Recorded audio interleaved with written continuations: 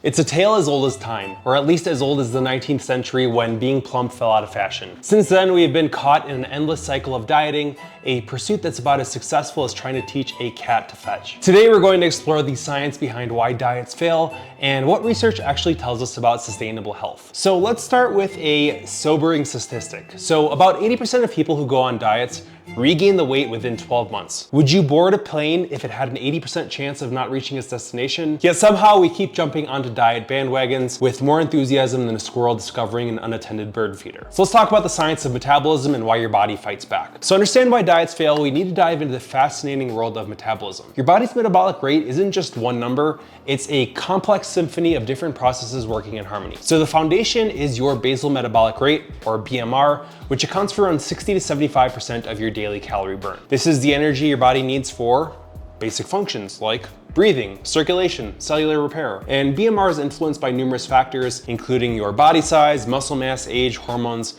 and even your genetics. On top of BMR, we have the thermic effect of food, or TEF, which represents roughly 10% of your daily calorie burn. So this is the energy cost of digesting and processing the food that you eat. So interestingly, different macronutrients have varying thermic effects. So protein is the most metabolically expensive, requiring around 20 to 30% of its calories just for processing. Carbs is a little bit more efficient, using only 5 to 10% of their calories for digestion, and fats are the most energy efficient, requiring a mere 0 to 3% of their calories for processing. We also have non-exercise activity thermogenesis, or NEAT, which is perhaps the most variable component of metabolism. This includes all movement that isn't formal exercise, like fidgeting at your desk to walking to the mailbox. The variation in NEAT between individuals can be astounding though, differing by up to 2,000 calories per day. So this helps explain why some people seem to stay naturally lean despite eating similarly to someone else. Finally, there's exercise activity thermogenesis, or EAT, representing the calories burned during intentional exercise. So while important for health, exercise typically contributes less to total daily energy expenditure than most people assume. So when you drastically reduce your calories, your body responds with a cascade of adaptive mechanisms. So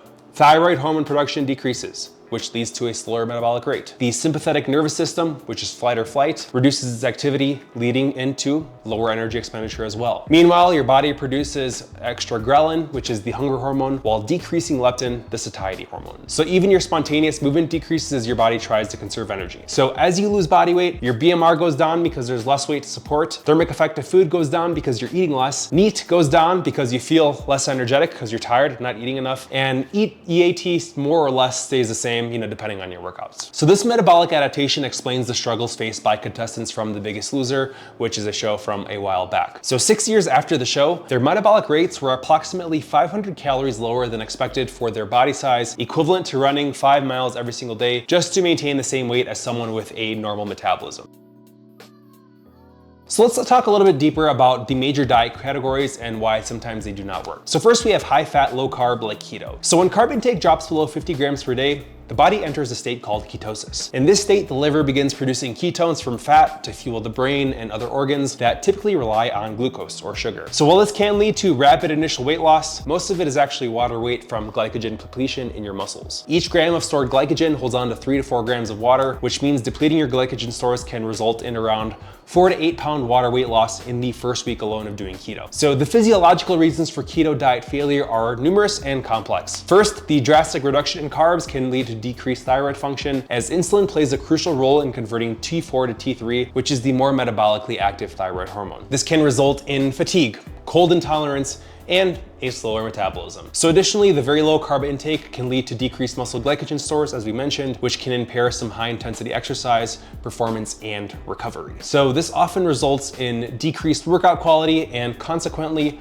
reduced calorie expenditure. So from a psychological perspective, keto diets often fail due to their restrictive nature. So the human brain preferentially uses glucose for fuel, and while it can adapt to using ketones, this adaptation isn't always complete. So this can lead to mental fatigue, difficulty concentrating, mood disturbances, and beyond that, completely eliminating common foods and entire food groups creates certain social challenges and can lead to a sense of deprivation, which is also not fun. So the rigid nature of keto can trigger a psychological phenomenon known as dietary restraint, where the mere act of restricting certain foods increases their psychological value and appeal, making them harder to resist when you encounter them in the wild. Now we have high carb, low fat diets, which can be effective, particularly for endurance athletes who need readily available glucose for performance. But these diets often present challenges for the general population due to fat's crucial role in hormone production and satiety signaling. So the body requires a minimum of 0.5 to 1 gram of fat per kilogram of body weight. So this is gonna support your daily functions like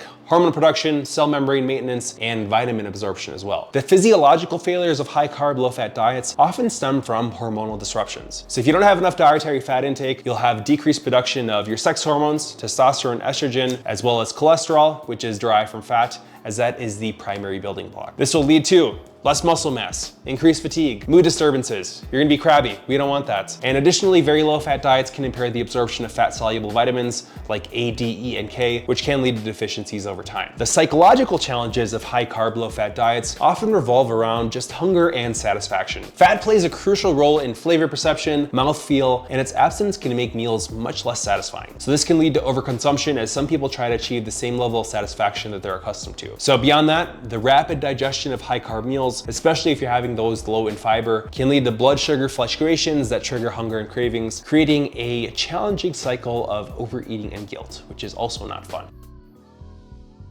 Now for another reason why diets fail, and that is the psychology of hunger and satiety. So the hormonal regulation of hunger is a complex system that evolved to keep us alive during times of food scarcity. So ghrelin, often called the hunger hormone, follows a pretty predictable daily rhythm, peaking every 3 to 4 hours based on your usual meal timing. So this explains why you tend to get hungry at the same times each day. Your body is anticipating food based on its learned schedule. Leptin, produced by fat cells, acts as a long-term regulator of energy balance. However, in individuals with higher body fat, leptin resistance can develop, making the hormone less effective at signaling satiety. So this kind of creates a challenging situation where the body becomes less responsive to its own satiety signal. There are some gut peptides, which are just some proteins in your stomach, peptide YY and GLP-1, which you may have heard of, that also play crucial roles in meal termination satiety. These hormones are released in response to eating and help signal fullness to the brain. So their production is enhanced by protein and fiber intake, or you can take GLP-1 medications like Ozempic or tirzepatide, which explains why meals rich in these nutrients tend to be more satiating. So managing hunger effectively requires a multifaceted approach. Keep protein high,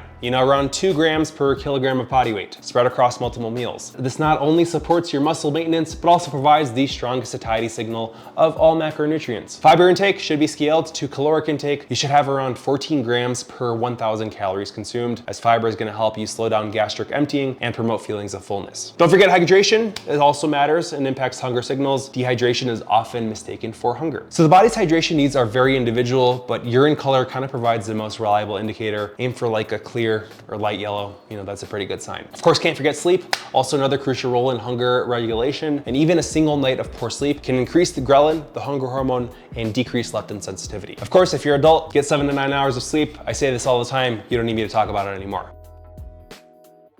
So let's talk a little bit more about beyond the scale, which are some other comprehensive health markers. So weight alone provides an incomplete picture of your health. Blood pressure could serve as a crucial indicator of your cardiovascular health. Make sure your blood pressure is below 120/80. You should monitor this pretty regularly, identify trends and any potential issues before they arise. Another good metric is fasting blood glucose. That's a pretty good insight into your own metabolic health, with optimal levels falling below, kind of around 70 to 99 milligrams per deciliter, I think is the measure. This can be influenced by diet, exercise, stress, sleep, making it a pretty good indicator of overall lifestyle quality. We have resting heart rate, typically anywhere from 60 to 100 beats per minute. Could be another window into your cardiovascular fitness, with lower rates generally indicating better conditioning. Some athletes could have resting heart rates in the 30s, 40s, and 50s. Sleep quality also encompasses multiple factors beyond just duration. So I track my sleep with an ultra-human ring. Deep sleep percentage, sleep continuity, consistent sleep-wake cycles all contribute to optimal recovery and hormonal regulation. So energy levels throughout the day, digestion patterns, mood stability,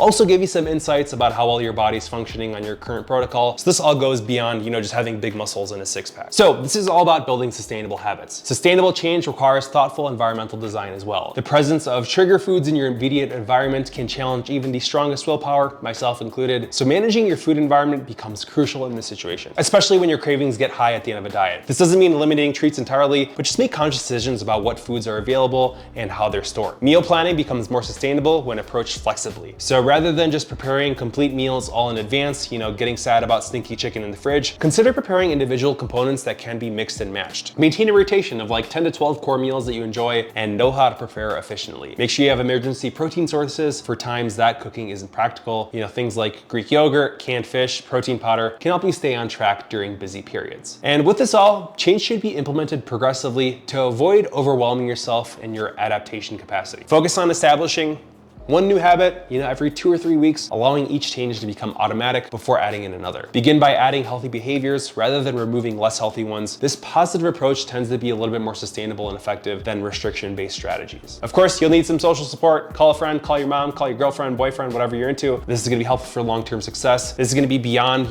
workout partners and diet buddies.